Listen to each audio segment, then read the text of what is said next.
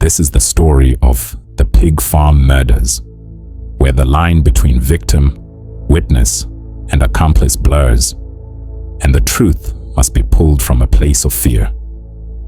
In a quiet farming community in South Africa's Limpopo province, 2 women vanish. The search leads investigators to an unthinkable place inside a pig enclosure, and the only man who claims to know what happened says he was forced to do the unthinkable. Limpopo, bordering Botswana, Zimbabwe, and Mozambique, is a province known for its farmlands and tight-knit communities. Farms here operate much like small kingdoms. Landowners at the top, farm workers deeply dependent on them for housing, income, and often safety. Before the sun rose on March 14th, 2023, Limpopo was still. No one yet knew that 2 mothers, women with children who adored them, would never come home again. Maria Magato was 52, strong-willed, quick to laugh, the kind of woman who would speak her mind even if it cost her. Lucia Ndlovu, just 44, was quieter, but determined, working hard to provide for her children in a part of South Africa where jobs are scarce and danger sometimes hides in plain sight. That night, they stepped onto the property of a man named Zachariah Johannes Olivier, and they were never seen alive again. In the morning, the women were gone. No calls, no trace. Days passed. Families prayed. Police searched. But the answer, the horrifying truth, would come not from a crime scene, but from the trembling voice of a man who said he was forced to destroy the evidence. He says his boss told him to do the unthinkable, to take their bodies and feed them to the pigs. This is the pig farm murders.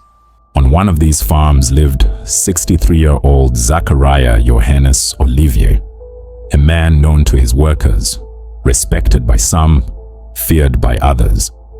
Among his employees was Adrian de Wet, a man whose life revolved around long days of labor and the understanding that what the boss says goes.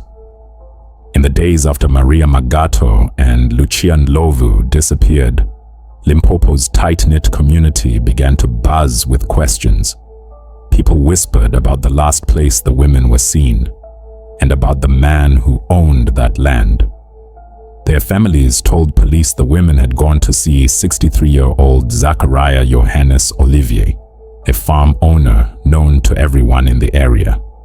But when officers arrived, Olivier said he hadn't seen them, and with no bodies, no crime scene, and no eyewitnesses, the case stalled.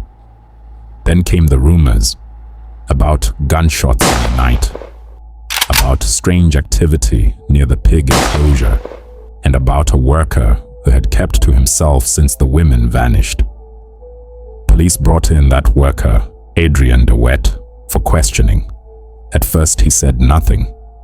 Hours passed, officers pressed, and slowly fear began to crack. What Adrian told them next would change everything and send this case to court. He tells the court it began the morning after the shots. Olivier called him. Not asked, called. The kind of tone you obey without thinking. In the barn, the air was still, and in the corner, under a tarp, were Maria and Lucia, lifeless. Then came the words, "Get rid of them." Calm, certain, deadly. It wasn't a suggestion. It was an instruction backed by years of control, and the unspoken threat of what happens when Olivier's orders aren't followed. Adrian says he understood immediately. The pigs. They'd eat everything, flesh, organs, even bone, leaving nothing behind but stained soil. He froze, not because he didn't understand, but because he did. Refuse, and he might join them. So he obeyed, and then he stayed silent, until the day he told the police and brought the pig farm murders to court. When Adrian DeWitt told police the women's bodies had been fed to pigs, investigators knew they were facing one of the hardest cases to prove. Without a body, there's no autopsy. Without remains, there's no bullet to match to a gun, no ligature to prove strangulation, no tissue to confirm DNA. In court, forensic experts would later explain the brutal efficiency of this disposal method. A pig's digestive system is powerful, capable of grinding bone into fragments so small they pass unnoticed in the soil. In hours, an entire human body can be reduced to almost nothing. Knowing this, the crime scene team didn't look for bodies, they looked for traces. Soil was scraped from deep inside the pen, from corners where waste had compacted over weeks. Every handful was bagged, labeled, and sent to a laboratory nearly 200 miles away. They didn't just take soil from the surface, they dug down, searching for layers that might hold tiny particles of bone, teeth, or other material the pigs couldn't digest. In the lab, samples were analyzed under high-powered microscopes and through chemical testing. What they found was small, microscopic, in fact, but telling. Traces of human biological material, too degraded for a complete DNA profile, but enough to confirm that human remains had once been present inside the enclosure. For the prosecution, these results were gold. Not a body, but a scientific footprint, something to anchor Adrian's testimony in hard evidence. They argued that the microscopic findings, combined with Adrian's account, painted a clear picture. Maria and Lucia had been there, and the pen had been used not for livestock feeding, but for evidence destruction. The defense, however, struck back. They told the jury that pigs are omnivores, that human biological traces could have come from something else entirely, a butchered animal processed on the farm, even a wild animal that wandered in. They hammered the point: no bones, no teeth, no full DNA match, just dirt, which meant the case now hinged on a fragile alliance, the science that could not stand alone, and the witness who carried the rest. If the jury believed Adrian, the forensic evidence could be enough, but if they doubted him, the science would fall like loose soil through their fingers. This is where the case moves from physical evidence to human behavior, because when the science is thin, jurors look to the people, their faces, their voices, their choices in every moment. Olivier, the accused. From the start, Olivier projects control. His posture is rigid, almost military. His hands rest neatly in front of him, fingers interlaced. This is a display tactic, presenting as composed, disciplined, and unshaken. When Adrian speaks, Olivier rarely looks at him. Avoiding eye contact can sometimes signal guilt, but here it feels calculated. He isn't shrinking away, he's withholding acknowledgement. It's a silent power move. You are beneath my attention. Psychologically, this communicates to the jury, I am unbothered, but it's a risky play. If jurors interpret it as coldness rather than confidence, it can backfire. Adrian's body language tells a different story. He avoids Olivier's gaze almost entirely. His voice dips lower when describing the barn.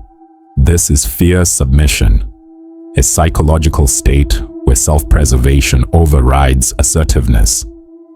When the prosecutor asks, "Who gave you the order?" Adrian pauses. You can see the hesitation, the brief inhale before he says the name. Olivier. This pause is crucial. In deception analysis, hesitation can signal lying, but it can also signal fear.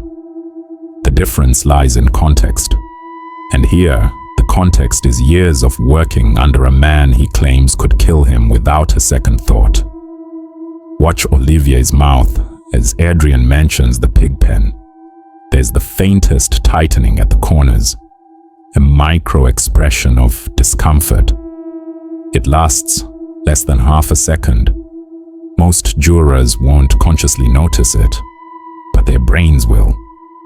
Adrian, on the other hand, shows micro expressions of stress, brief lip compressions, brow furrows, not when recalling the crime, but when asked why he didn't tell police sooner.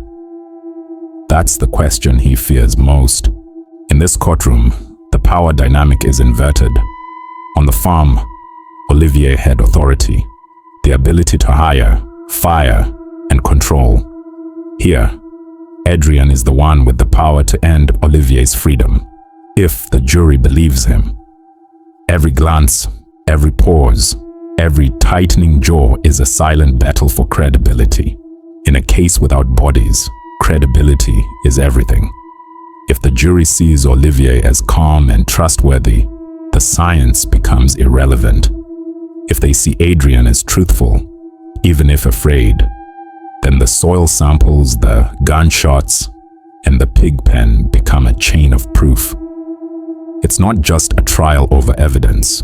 It's a trial over which man's truth will survive. The prosecution leans heavily on two pillars: Adrian's testimony and the forensic soil results. They paint a picture of a calculated double murder committed after a personal dispute.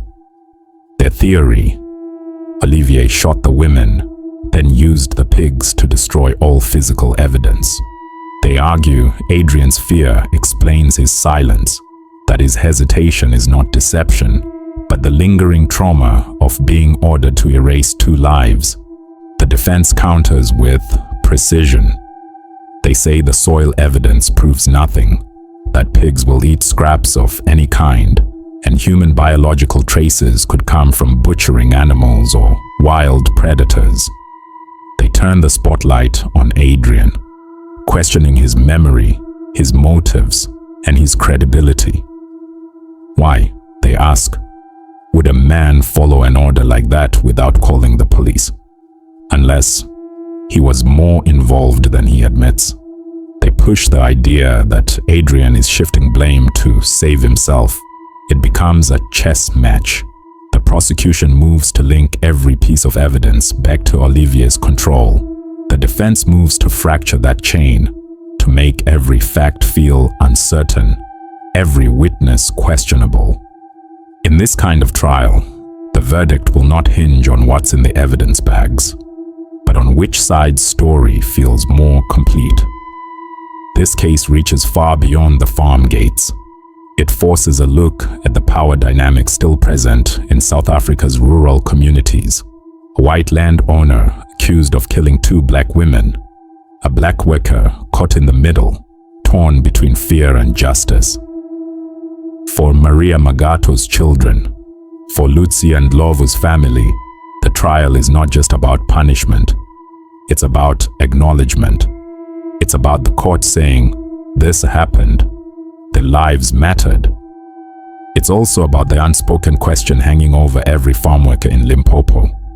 If you saw something, would you speak? Or would fear keep you silent?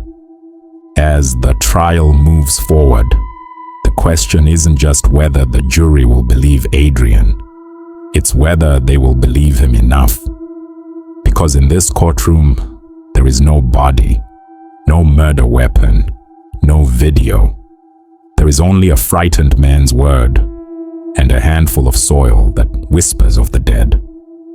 If the jury convicts, Adrian's testimony will have done what science could not: put Zachariah Johannes Olivier behind bars. But if they don't, if Olivier walks free, Adrian's life changes instantly. In the eyes of the man he accused, he is no longer just a worker. He is a traitor, a marked man. In small farming communities, grudges don't fade easily. Whispers carry, doors close, and the man who broke the silence might find himself looking over his shoulder every day, for the rest of his life. For Maria's family, for Lucia's children, justice isn't just about punishment. It's about acknowledgement, the court saying, this happened. Their lives mattered. And so the trial continues. Somewhere in Limpopo, pigs still feed in their pen, and two families still wait for an answer. Whether that answer will bring peace or fear remains to be seen. The trial of Zachariah Johannes Olivier is ongoing. He has pleaded not guilty to all charges,